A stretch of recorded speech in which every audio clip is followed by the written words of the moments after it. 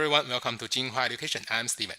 In this video, we're going to talk about Calculus 1, Limited Tutorial Part 13, how to find the limited at infinity with logarithm and trigonometry functions.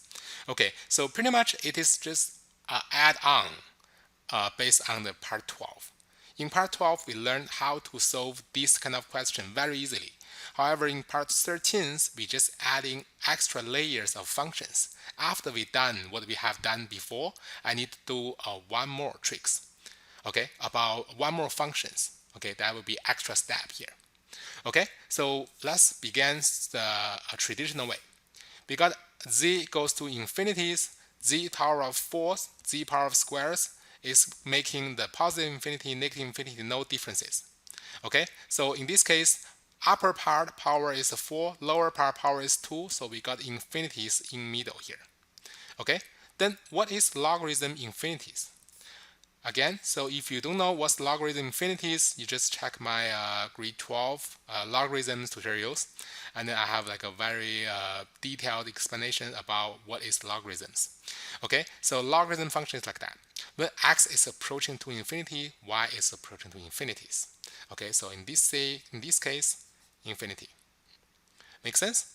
All right, this one, x approaching to infinities, upper part, lower part, upper part highest power x, 1, lower part highest term power 3, 1 over 3, which is the lower one is bigger, so we got 0 here. That means ln 0 is how much?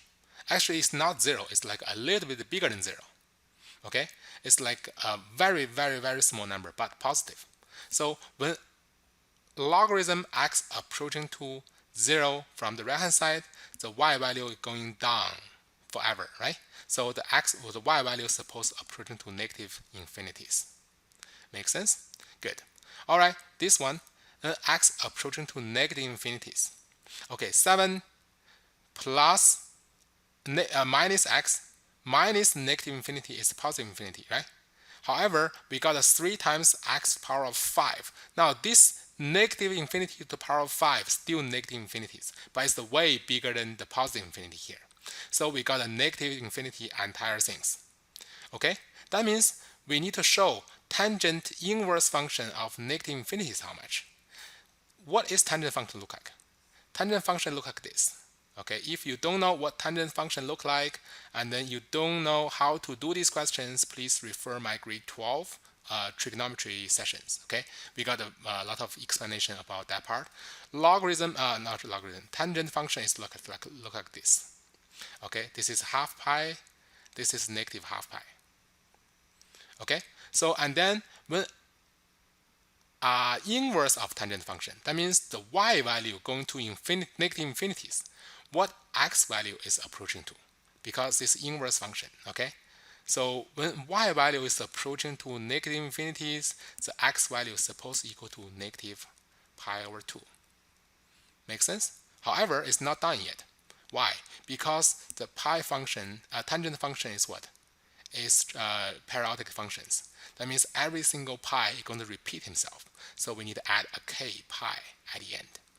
Okay, again, if you're ever confused about these things, you don't know how these things come from, please make sure you read my grade 12 trigonometry tutorials. I will have a lot of explanation about that part, about general functions, about tangent functions, everything. All right, good. Next one, infinity,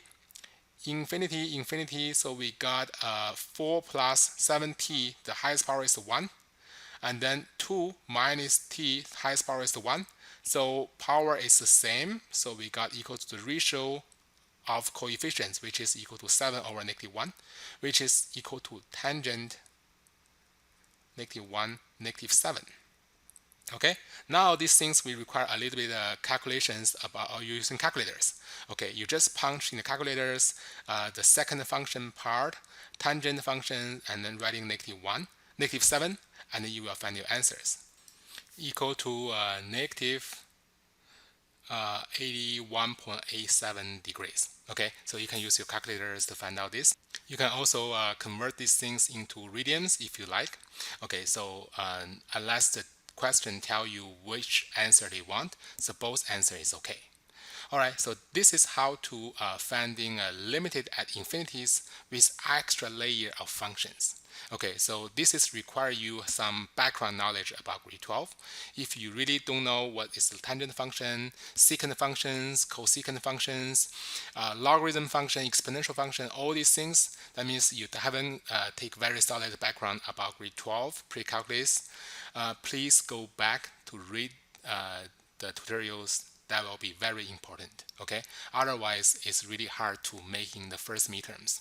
The college midterms of calculus is kind of hard, and then you never see questions very nice. Okay, almost always come with other functions you not like logarithms, ln functions, trigonometry functions, a lot of other functions. Okay, please go back to check the grade 12's tutorials. All right, so I hope you like this. So if you have learned anything, that will be good for you. Okay, if you like, please subscribe. If you have any questions, just comment below. I will answer the question in my next video. All right, thank you for watching.